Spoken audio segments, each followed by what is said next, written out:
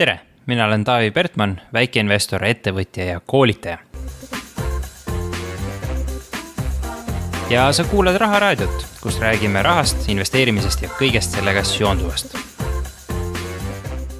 Tänane saade on tavapärasest erinev, sest see on salvestus investeerimisfestivalilt.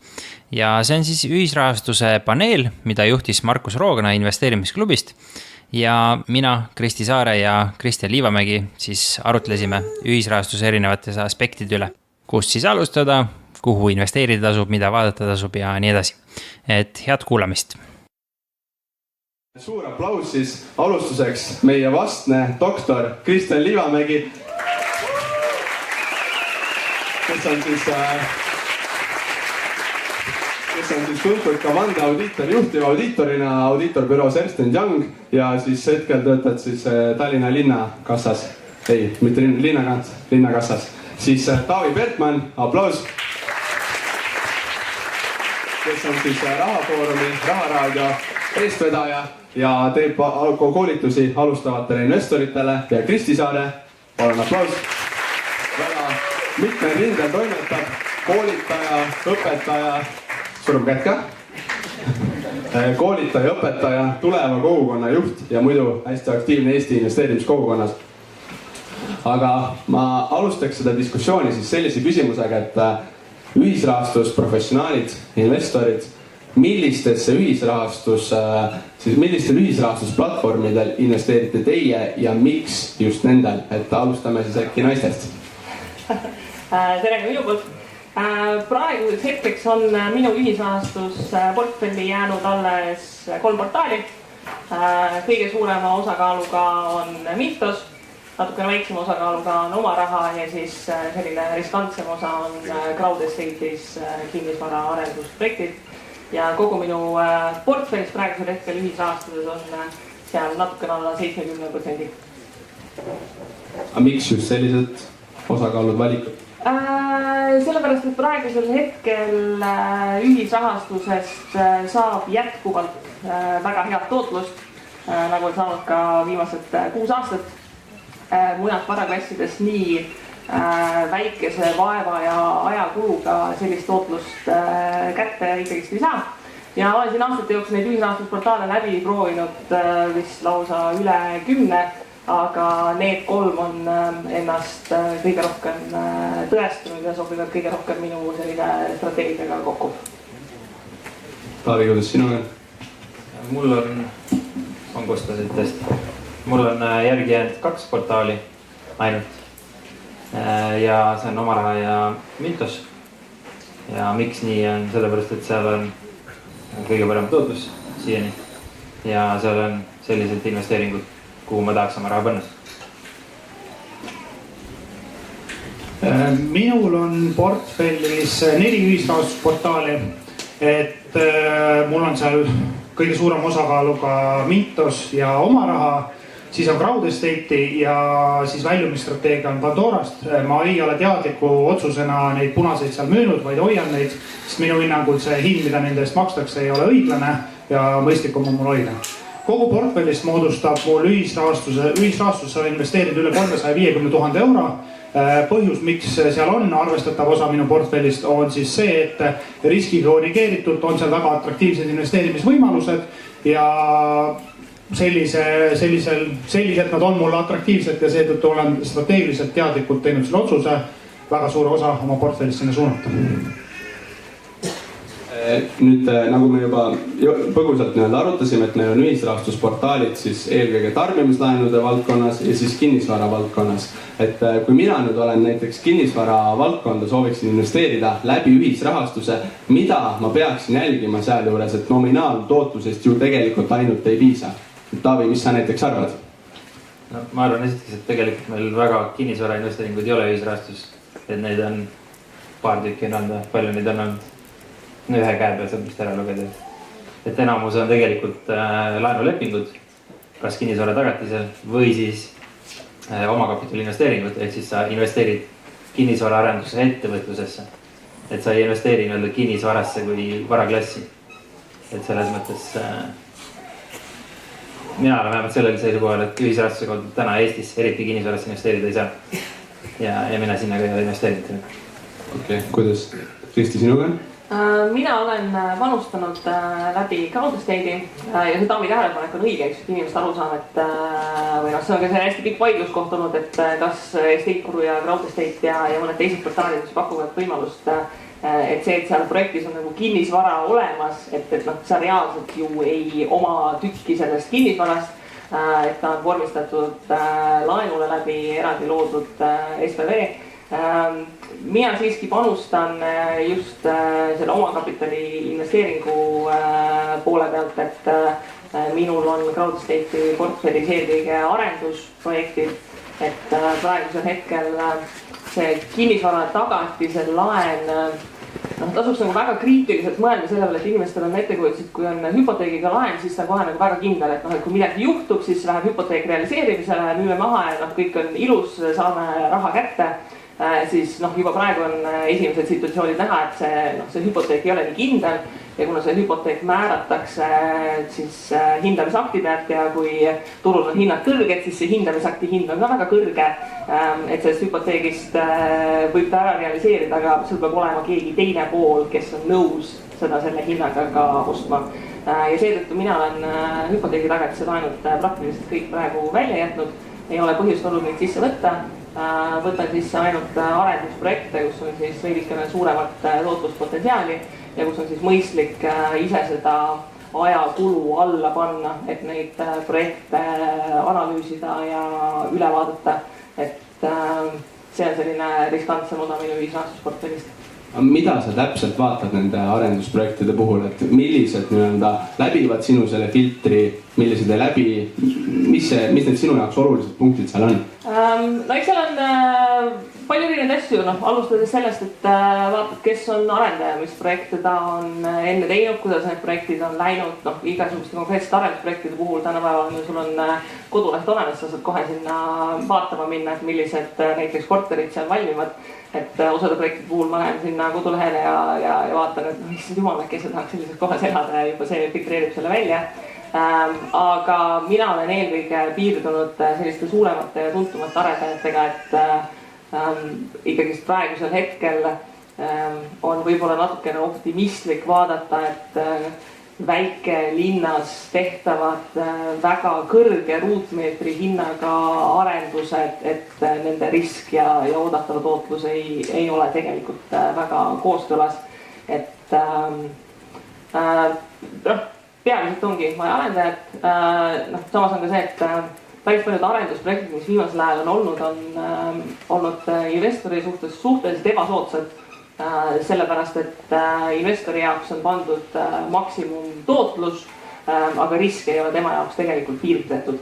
Et mina vaatan pigem selliseid puhtaid arendusprojekte, kus sul on siis kas mingi negatiivne ja positiivne stsenaarium, et arendusprojekt, kus on maksimaalne intress pandud, need on võib-olla natukene vähem atraktiivsed, sellepärast, et sa oled tegelikult seal kogu riski ja kõik, mis hästi läheb, jääb arendajale. Et tasub vaadata ka seda struktuuri, et kuidas neid häid ja halbu stsenaariumeid realiseerides tulu investori ja arendaja vahel jaotub.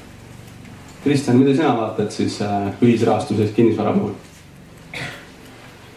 Jah, et nõustun eelkõnelejatega, et minul valdavalt portfellis, kui me räägime kinnisvara investeeringutest, et see ei ole väga suur osa minu portfellist, küll aga need projektid, mis on siis kinnisvara arendused eelkõige. Ehk siis minule, nii nagu Kristi ka mainis, et tegelikult ei meeldi sellist tüüpi investeeringud, kus mul tulu on fikseeritud, aga riskipotentsiaal on täielikult lahti. Ehk siis olen teadlikult nendest eemal hoidnud. Arenduste puhul minul selles mõttes see nii-öelda see due diligence on selline, et ma võtan sisuliselt CrowdEstate'i selle nii-öelda finantsanalüüsi ja kokkuvõtva raport ette, käin selle üle, eelkõige vaatan siis üle numbrid, ehk siis kas see tuluootus on realistlik, kas see nii-öelda müügi ruutmeetri hind on mõistlik, kas see kulude struktuur on mõistlik, kas see kulude jaotus on mõistlik. Ja vaatan, teen ka nii-öelda see, tegelikult CrowdEstate teeb selle sensitiivsusanalüüsi ise ära, et siis jälgin seda sensitiivsusanalüüsi poolt. Ja mis on siis oluline, et arendaja puhul, et kui mul on seal endal kontaktid olemas, ehk siis ma helistan sellele arendaja kas analüütikutele või meeskonnaliikmetele üle, küsin seda behind the scenes ehk siis mis toimub ka telditagustes, et kuidas nad ise suhtuvad sellesse projekti, kas nad on ka ise sinna raha pannud sisse, mis on minu jaoks tugev argument. Ja siis selle baasilt kujundagi välja enda nägemuse ja otsuse, kas sinna projektidesse investeerida või mitte. Et ma olen teatud, kuidas öelda siis, et ma olen andnud ära mõned protsendipunktid olukordades, kus mul siis on ka siuke otsekontakt selle arendajaga olemas, mis mulle aitab neid teatavaid tururiske natuke vähendada. Aga hüppame siit tarbimislaenude sektsiooni, et nüüd Taavi, kuidas sa teed kindlaks, et need inimesed, kellele sa annad tarbimislaenu, et see raha ka sinuni pärast jõuab koos põhiosa ja intressiga, mis sa teed selle jaoks? Ega mina kindlaks ei saagi teha, aga mis ma saan teha, ma saan vaadata enam-vähem sellist riskitaset, et need laenud, kuhu ma investeerin, mis riskiga need on, kui suur osa neist hapuks läheb. Seda ka väga täpselt teha ei saa, aga seda saab enam-vähem hinnata. Eriti oma raha puhul tegelikult sul ei ole seda infot kuskilt otseselt kätte saadavat. See on selline kaudne info, et sa saad midagi tuletada, mingi suurusjärgud saad kätte, saad siis teha oma mingid väiksed arvutused. Ja selle põhjal ma siis vaatan, et ma võtan vastavalt selle riskile, mis ma olen nõus võtma, valin sealt oma grupid välja ja siis sinna panen. Et kui intress on sobiv, saab seal normaalse intressiga investeerida, siis ma investeerin. Kui ei saa enam, intressid tulevad alla, sest investorid nii palju, ärge oma rahasse tulge palun, siis ma lihtsalt ei saa enam investeerida sinna, et siis ta kukub välja. Aga kuidas sa oled enda jaoks paika pannud need piirid, et mingist hetkest on see sulle atraktiivne, mingist hetkest ei ole, et nüüd kui mina väga ei tea seda valdkonda, siis kuidas ma tean, kus ma üldse peaksin mingisugused piirid enda jaoks panema, et millal see võiks olla atraktiivne, millal mitte? No eks siin on mitu aspekti, eks, et minul on see, et mina tahaks, et vähemalt 12+% tootlust saada. Muidu ma ei viitsi isegi investeerida, isegi kui risk on madal. Et ma otsiks muid variante, sest et on paremaid alternatiive. Aga kui sinu alternatiiv on 0,1% hoius, siis võib-olla sinu jaoks on 10% atraktiivne, kui risk on madal. Et see on individuaalne mingil määral. Aga jah, ega siin ma ei ütleks, et see mingid rusikareeglid on, et sa pead kindlalt sellist tootlust saama. Et kui risk kukub, siis tootlus kukub ka. Lihtsalt minu jaoks ei ole see tootlus enam huvitav. Et siis ma lähen välja. Kristi, milliseid strateegiaid sina kasutad tarbimislaenude puhul? Tarbimislaenude puhul on tegelikult viimasel ajal olnud see oluline strateegia osa, et ei tasu ühtegi portaali ära armuda. Et olen seda sageli teinud, et investorid paigutavad kuskile portaali raha ja siis seal on raha ja siis ma siis keerutan või ma olen sinna kogu aeg raha pannud, et eriti tarbimislaenude puhul sa pead olema valmis mõnes portaalis täiesti välja tulema selleks, et sa saaksid raha suunata kuskile mujale. Et näiteks see sama põhjus, et miks mina Pandorast tulin täiesti välja, sellepärast kõik see admin ja halduskulu ei olnud seda väärt, miks ma olen tulnud Hiinast välja, sellepärast et see risk ei olnud seda enam mõistlik. Ja selle tarbimislaenude puhul, nagu Taavi ütles, tegelikult seda infot ei saa, et seda iga laenuvõtjat analüüsida, et sina tegelikult pead analüüsima seda laenupakkujat, Mintuse mõttes seda originatorit või siis näiteks oma raha puhul oma raha ise.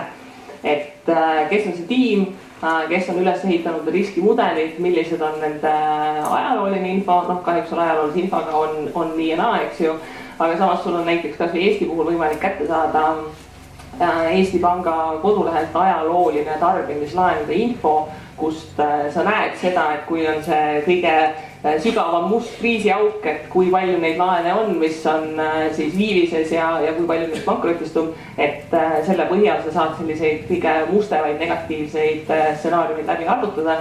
Ja praegu ma olen ikkagi sellises punktis, kus tasub selle peale mõelda, et kui nüüd majandus ära hukub, et mis siis juhtub selle tarbimislaenude portfelliga. Et selge on see, et tarbimislaenud on üks esimestest asjadest, millega inimesed hätta jäävad. Oma kodulaenu maksavad nad üldiselt nii palju kui vähegi võimalik, aga kõrge intressiga tarbimislaenud on need, kus hakkab tulema probleem. Ja eks seal tuleb vaadata ka seda, et näiteks Mintuse puhul on lisaks laenupakkujale on sul olemas ka teatud geograafiline risk, et riikide valik, kuhu raha laenata, on siiski suhteliselt suur. ja tasub võib-olla, mina olen otsustanud pigem eelistada riike, mis on geograafiliselt lähedal lihtsalt sellepärast, et nende kohta on lihtsam erinevat infot selle kohta, kuidas riigi majandusel läheb, kuidas laenuturg töötab kõige kohta saada. Et siin näitena lihtsalt kui ma tahaks Kasahstani raha paigutada, siis see oleks väga palju vaeva ja ajakulu selleks, et selle kohaliku turuga tutvuda. Et tasub kaaluda ka seda, et kui palju sa ise pead eeltööd ja analüüsi tegema versus see, et mis see tootlus on, et kui sa saad hetke Mintuse puhul, kui sa saad sama intressiga anda kaudselt siis Eesti laenuvõtjatele või siis Gruusias või Kasahstanis või Kolumbias, siis selge on see, et seal on mingid erinevused, et tasub enda jaoks panna need prioriteedid paika, mis on sinu jaoks võib-olla sellised kõige suuremad riskiindikaatorid, mida sa juhtida tahad. Kristjan, kuidas sina leiad need head nõelad heinakuhjast ülesse?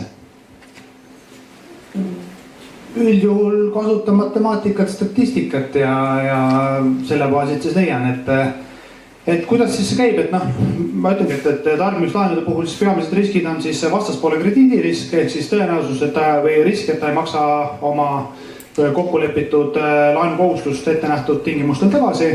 Lisaks, kui me räägime ühisrahastust, siis on portaali operatsioonirisk ehk tegevusrisk. Neid riske on veel muid, valuutariske ja nii edasi. Et mina teadlikult olen siis sisuliselt teinud Exceli, kus siis on mul tulu, siis on kõik riskid numbriliselt mõõdetavad ja siis ma saan riski korrigeeritud tootluse ja selle baasil hindangi, millised strateegiad on kõige atraktiivsemad. Et see ei jääks lihtsalt siukseks sõnakõlbuks, siis näitan lihtsalt, kuidas nüüd oma raha puhul teen. Et kui oma rahas on mul võimalik välja anda tänasel hetkel suurusjärgus ütleme siukse 19 või 18% netointressiga laenu, siis see on see mu see aastane tulumäär. Sinna otsa tuleb siis see krediidirisk. Ehk siis mul on võimalik enda portfelli ja tegelikult portaali koondstatistika pealt saada aimduse, kuigi koondstatistika väga hästi tegelikult seda ei anna, aga minu enda portfelli pealt, et kui suur on tõenäosus või kui palju nendest laenudest läheb halvaks, ehk kui suur on saamata jäänud põhiosa, sellepärast et oma rahast teatud osa on garanteeritud põhiosas. Ja selle informatsiooni baasilt ütleme näiteks saamata jäänud põhiosa moodustab 3% kogu portfelli jäägist. Lisaks on portaali operatsioonirisk, ehk siis risk, et oma raha lõpetab tegevuse ja sellest tulenevalt kannan mina finantsilisi kahjusid. Selles osas on mul võetud oma raha kõik majandusaasta aruanded, finantsnumbrid vastavate suhtarvude alusel neid analüüsin. See äkki kostab minu mikrisse. Okei. Räägin tasasemalt. Ja vastavate suhtarvude alusel neid siis analüüsin. Ma võin ilma mikrofoni rääkida.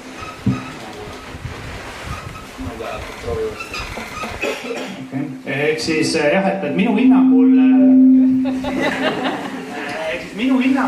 tulenevalt oma raha finantsnäitajatest tõenäosus, et oma raha ei jätka oma tegevust järgmise 12 kuu jooksul on alla 2%, ehk siis mina kannangi see 2%, ehk siis see on tõenäosus, et oma raha järgmise 12 kuu jooksul pankrotistub ja ei suuda oma kohustusi täita.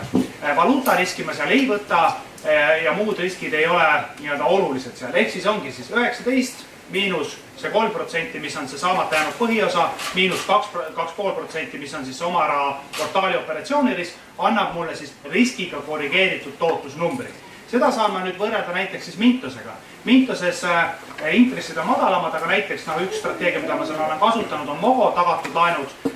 Need on täielikult tagatud, ehk siis ma vastaspoole krediidiriski konverteerin selle laenu väljaandja riskiks. Ehk siis minu jaoks on oluline analüüsida, kas MOGO suudab oma tegevust jätkata, kui suur on tõenäosus, et MOGO läheb pankrotti mingi teatava ajaperioodi jooksul.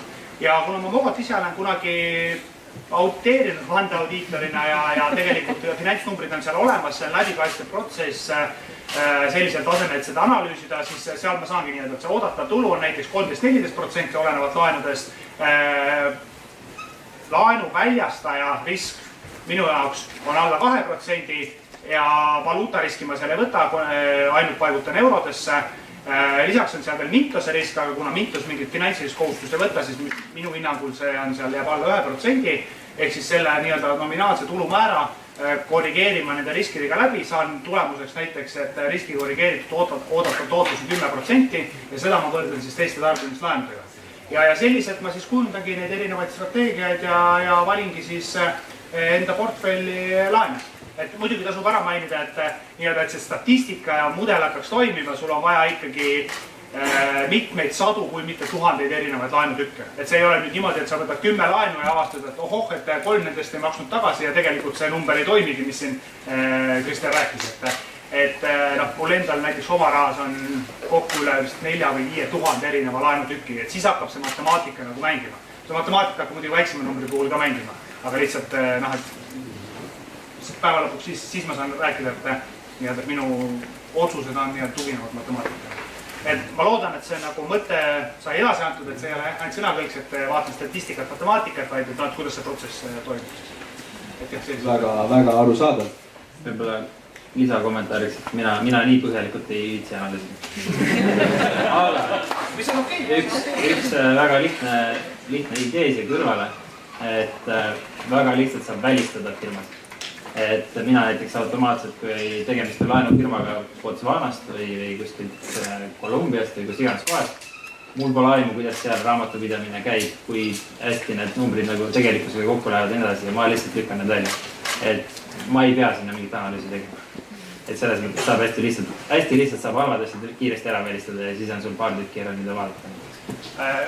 Lihtsalt väike kõrvalmärkus, mitte paha pärast, aga võiks öelda, et mõnes mõttes sa elimineerid teatud juhul ka võimalused, mis oleksid võimalused, aga kuna sa ei tea selle kohta, siis see on kõige tõenäoliselt efektiivsem, lihtsam viis. Toon lihtsalt ühe näite enda portfellist.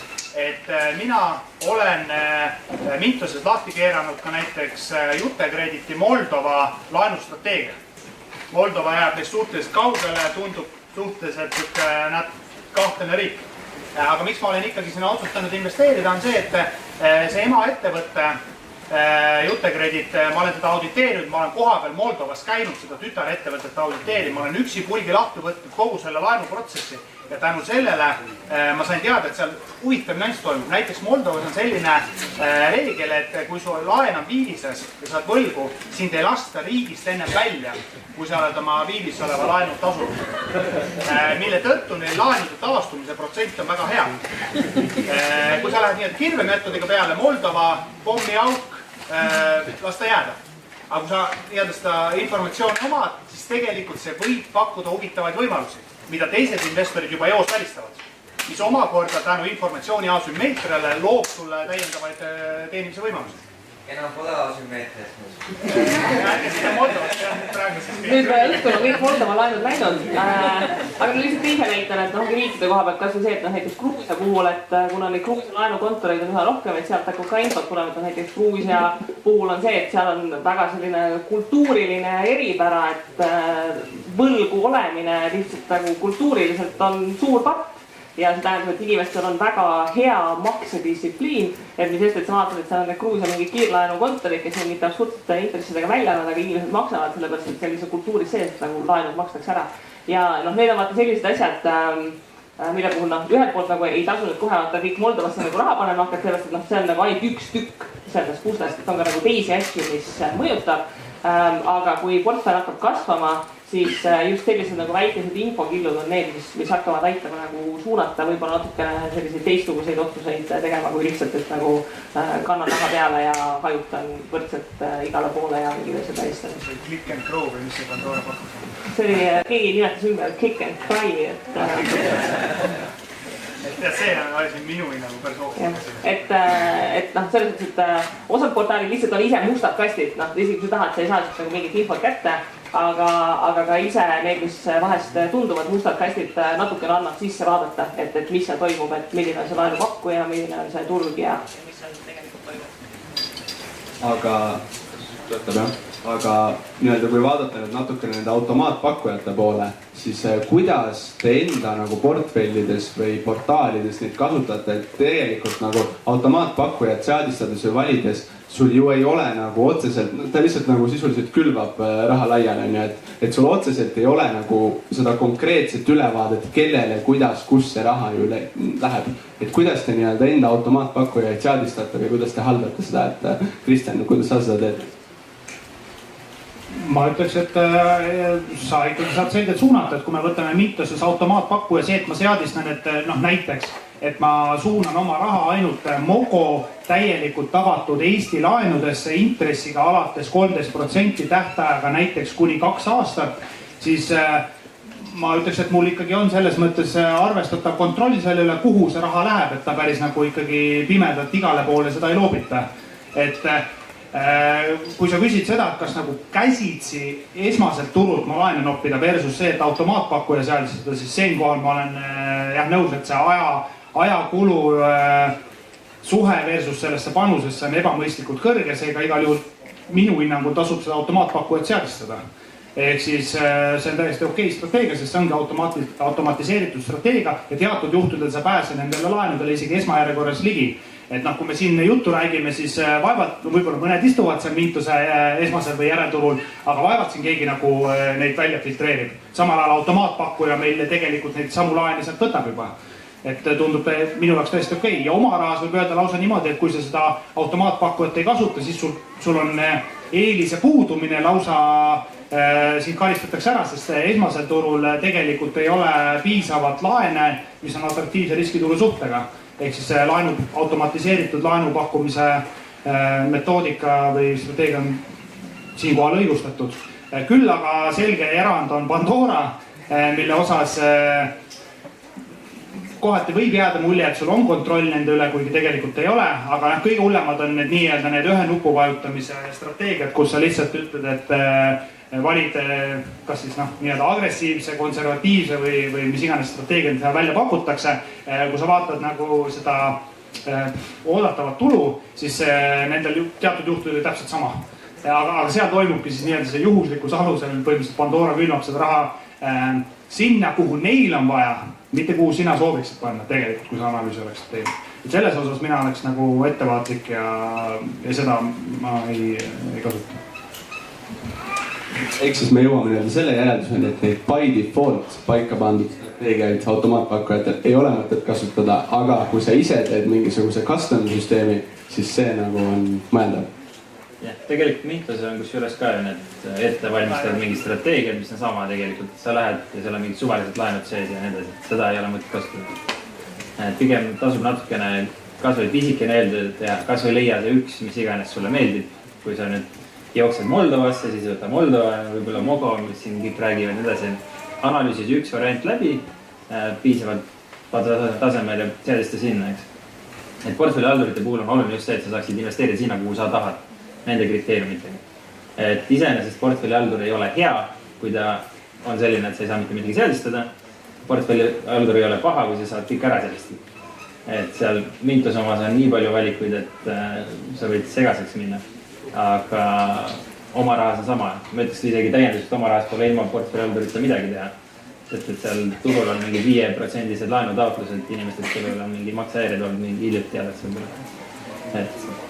Et see nagu portfellihaldur on ikkagi vajalik tööriist. Rääkides investeeringute pikkusest, teatavasti meil on võimalik anda laene siin tähtaega kuni paar kuud, kuni 10 aastat. Et Kristi, millise duratsiooniga või pikkusega laene sina isiklikult eelistad ja miks? Nii kaua kui oli võimalik, kahjuks 10 aastases laene enam väga hästi ei saanud, et nii kaua kui oli võimalik, siis oma rahas mina suunasin kõik raha 7 ja 10 aastastesse laenudesse. Sest et neid sai seal vahepeal mugavalt 60% brutointressiga ehk siis 48 netoga välja anda. Sest et inimesed seda pikaajalist laenu väga kardavad siiamaani. Et inimesed tundub, et nad on väga lukus. Aga selle pikaajalise laenuga on see, et enamikel portaalidel on siiski järelturg olemas. Et sa pead kaaluma seda, et näiteks oma rahas lihtsalt lühiajaliste laenude intressid on nii madalad, et sinna ei ole mõtet üldse hakata püüdma sisse saada. Samas nende 5+ aastast laenudega sa pead arvestama sellega, et sa oled seal mingil määral kinni. Et ametlikku väljumisstrateegiat ei ole, kuigi kes tahab välja saada, siis on võimalik portfelli tagasi selle laenu võtta, aga see ei ole nagu ideaalne. Samas on näiteks Mintose puhul on see, et on väga hästi aktiivselt toimiv järelturg. Et tasub nagu kriitiliselt mõelda selle peale, et kui sa võtad selle 5-aastase laenu sisse, et kas sa nüüd peadki olema selle 5 aastat pluss pankrotimenetlus seal juures või sul on võimalik vahepeal tegelikult seda olukorda mõõta. Ja eks tasub ka vaadata seda, et eriti buyback laenudega tegelikult on selline natukene kummaline olukord, et loogiliselt võttes nagu investori poole pealt, kui sa oled pikemaks ajaks nõus raha kinni panema, võiks see saadav intress olla justkui kõrgem kui siis, kui sa lühikeseks ajaks selle kinni paned. Aga buyback on seda süsteemi natukene siin nagu hägustanud, et kui sul on võimalik saada 12% tootlust 3 kuu, 6 kuu või siis 72 kuu laenuga, siis nagu tasub juba ise mõelda, et kas sa eelistad seda, et see raha seal ringleb ja sul on võimalus mingi lühikese ajaga seda välja võtta, ilma et sa peaksid järelturuga või midagi sellisega tegelema. Või sa pigem eelistabki seda, et sa valid välja sellised pikaajalised 72 kuud ja siis sa võidki seal 6 aastat oodata. Et see nagu hästi sõltub portaalist, et kui suur risk selle laenu pikkusega kaasa tuleb. Et paljud näiteks, kes Kviinos investeerisid, siis Kviino tegigi inimestele atraktiivseks ju see, et seal oli väga palju 1-3 kuiseid laene, et just kui sa said väga kiiresti välja. Samas kui lepinguid hakata lugema, siis selle 1 kuust laenu võis kuni 6 korda pikendada, ehk siis see, et sa olid selles 1 kuuses laenus, tegelikult võis tähendada, et sa oled seal lõpuks 7 kuud sees, et enam ei ole tegelikult nii lühikene. Et seal on neid nüansse päris palju, mida tasub uurida, et kui kinni sa selles laenus oled ja kui sa tahad näiteks järelturul müüa, et mis hinnaga seda on võimalik müüa, et alati on võimalik müüa, ise see on see, et mis hinnaga ja kas sa tahad sellise hinnaga seda müüa. Ja eks see osa sinu kogu portfelli strateegiast, et kui oluline sulle on, et mingi osa sinu portfellist on väga likviidne või on sulle okei, et ta ei ole väga likviidne. Kristjan, milliseid pikkuseid sina eelistad? Mina jällegi lähenen siin ka natuke matemaatiliselt, et jah, mul on teatud osa portfellist, mis mul on vaja likviidsena hoida, mida ma teadlikult hoian strateegiliselt nii-öelda likviidsena, ehk siis lühiajalistes laenudes. Küll aga küsimus minu jaoks ongi siis see, et kui ma panen raha pikemaajaliselt kinni, kas ma saan sellest piisavalt kompenseeritud, ehk siis ma küsin likviidsuspreemiat sellest. Kui ma saan piisava likviidsuspreemia sellest, siis minu jaoks on täiesti okei ka pikemaajaliselt raha kinni panna. Toon jälle näite, eks ju, et kui Mintoses lühiajaliste laenude puhul on võimalik seal 11-12% buyback garantiiga teenida, ütleme riskiga korrigeeritud seal natukene alla 10%, siis oma rahas veel mõned, ütleme kas või aasta või 1,5 tagasi oli võimalik näiteks raha 3-4-5 aastaks kinni panna krediidiriskiga korrigeeritud sealt suurusjärgus 30% nii-öelda tootlusega. Ehk siis minu jaoks see tootlus riski korrigeeritud oli atraktiivne, et see kapital pikemaajaliselt kinni panna versus see, et seda lühiajaliselt keerutada oluliselt madalama oodatava tootlusega. Ehk siis turul alati muutub, turul võimalused alati muutuvad, ma neid nii-öelda dünaamiliselt analüüsin ja kui ma saan piisavalt kompenseeritud sellest, siis minu jaoks on täiesti okei rahaga pikemaajaliselt kinni hoida. Nii nagu Kristiga siin mainis, et need 7-10-aastased laenud täiesti nõus tegemist turu ebaefektiivsusega, sinna oli samal ajal kui kõik teised sealt eemale hoidsid, siis mina ka hea meelega sinna raha andsin. Et siiamaani vaadata nende laenude tootlusi, siis need on ühed kõige atraktiivsema tootlusega laenud. Ja mul on hea meel, et mul on see kapital pikaajaliselt kinni. Sest samal ajal kui turul intressid alla tulevad, siis minul tuleb nii-öelda portfelli tootlus see ikkagi aitab tõsta. Taavi, kuidas sinuga? Ei, mul on sama nagu Kristjan, et mingi osa ongi selline osa, mis võiks likviidne olla. Et seda võiks saada ideaalis üle rahaks teha, kui vaja. Alati nii lihtsalt ei käi asi, aga võiks nagu käia. Teine asi, mis pikaajaliste puhul vaadata, täienduseks sellele, mis Kristi ütles, et kui sul on lühiajalised ja pikaajalised sama intressiga, siis tegelikult see järelturg ei tööta. Et keegi ei osta sult järelturult 12%-st 7-aastast laenu, kui ta saab esmaturult 1 kuuse sama intressiga. Et sa ei saa seda maha müüa ilma allahindluseta. Et tasub nagu seda vaadata. Aga pikas plaanis, kui me vaatame, et see tänane turg, see tänane majandusolukord peaks jätkuma, ehk siis investorid tuleb juurde ja intressid liiguvad allapoole, siis võib-olla on täna hea istuda 12%-ga selles pikas laenus kui istuda 12%-ga lühikesesse ja vahetada need raha ringi edastada, sest et võib-olla 6 aja pärast on see intress 10 juba või 8 või nii edasi. Et selles mõttes võiks ka mõelda seda pikaajalist perspektiivi. Ma tahaks anda võimaluse ka publikule küsimusi küsida, et kas kellelgi on mingisuguseid häid küsimusi. Ma käisin kohe kätt nägin. Tere, mina olen Tiit ja loodan, et on hea küsimus, et kas te investeerite ühisrahastuses eraisikuna või firmana? Firmana. Mina teen mõlemat. Mina firmana, et ei näe põhjust, miks peaksin eraisikuna investeerima selle. Nii, veel küsimusi on meil. Ja tuleb. Tere, et siuke küsimus, et kuidas hinnata seda ettevõtte pankroti riski, millest oli Kristjanil korra juttu, et see läheb sinna riskihindamise sisse. Nüüd lühidalt paari sõnaga, et mitte kogu arvutuskäik võib-olla. Jah. Et kuidas mina seda teen, siis põhimõtteliselt ma võtangi ettevõtte, kui on siis viimase 3-5 aasta majandustulemused, analüüsin neid erineva maksevõime, likviidsus, suhtarvude alusel, nii nagu klassikaliselt ettevõtte maksevõimet ja tegevuse jätkusuutlikkust hinnatakse.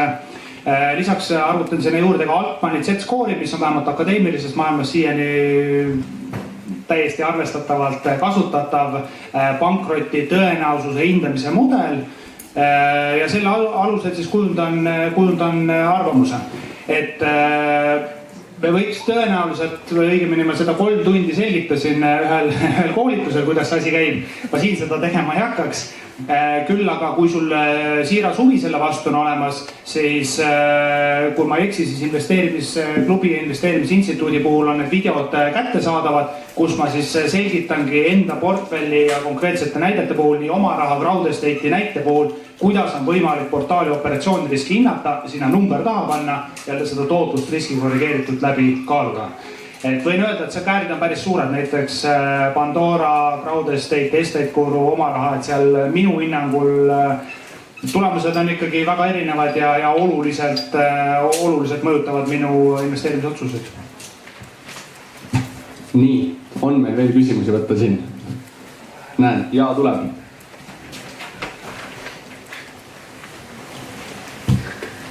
Selline huvitav küsimus või pigem sooviks nagu nii-öelda arvamust küsida, et siin Pandora tegi selle go and grow ehk mine ja arene toote, et ilmselt see peaks siis investeerima. Aga sellega koos juhtus selline põnev asi ka, et üks teisele Eestile kodus istuv blogiv emme hakkas ka seda reklaamima, et nemad seal nüüd siis pambivad ja teiselt poolt on ju, kes oskab seda kasutada ja läinud sobivad, nemad suudavad tampida selle sama tootega. Aga et mis arvamusi ja mõtteid see teis nagu tekitanud on, kui te ise ühisrahastuses ka tegijad olete, et sellist asja üldse tehakse, et Pandora teeb sellist asja, et sellist asjad toimuvad ja nii edasi, et mis põnevaid mõtteid nagu tekkinud sellest on?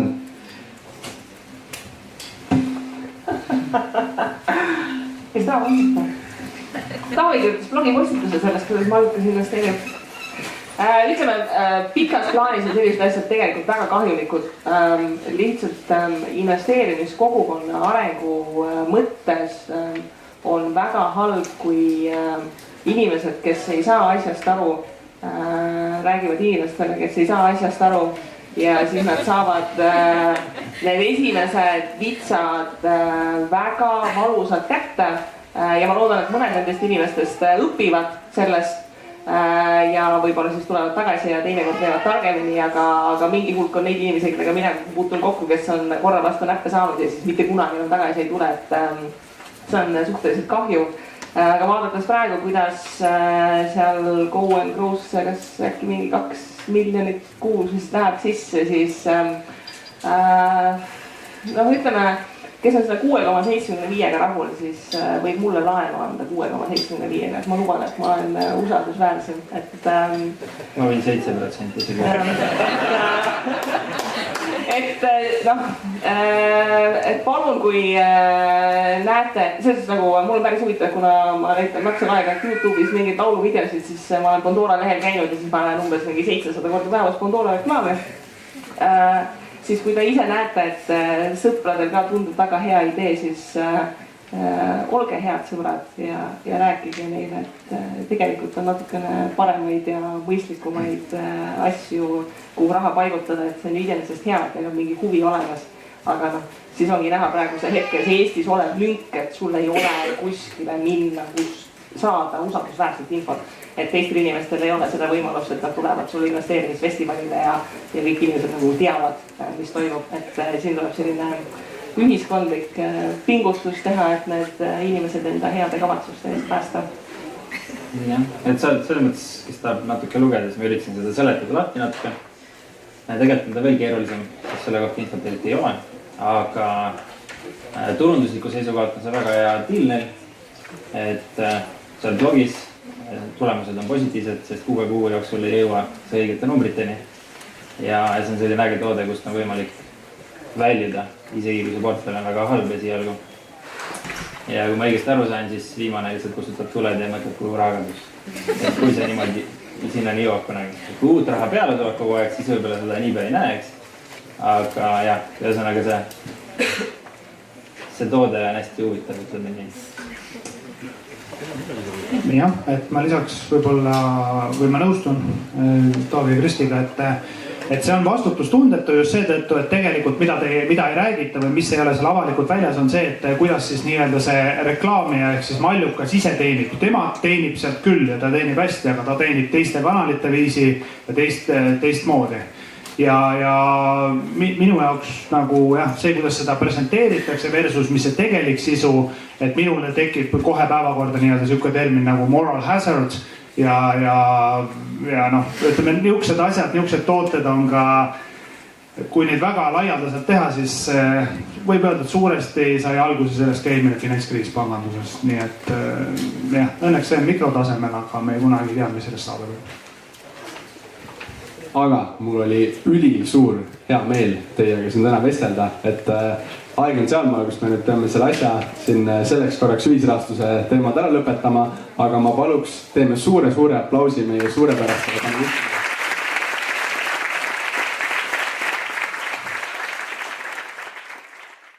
Loodan, et leidsid siit midagi, mis endaga kaasa võtta ja oli huvitav kuulamine. Ja kui sind huvitab ühisrahastus põhjalikumalt, siis oleme kokku pannud sellise asja nagu ühisrahastuse süvakursus, mis on online kursus, ehk siis meil on videod, mida saad kodus istudes vaadata ilusti või tööl, pausi ajal.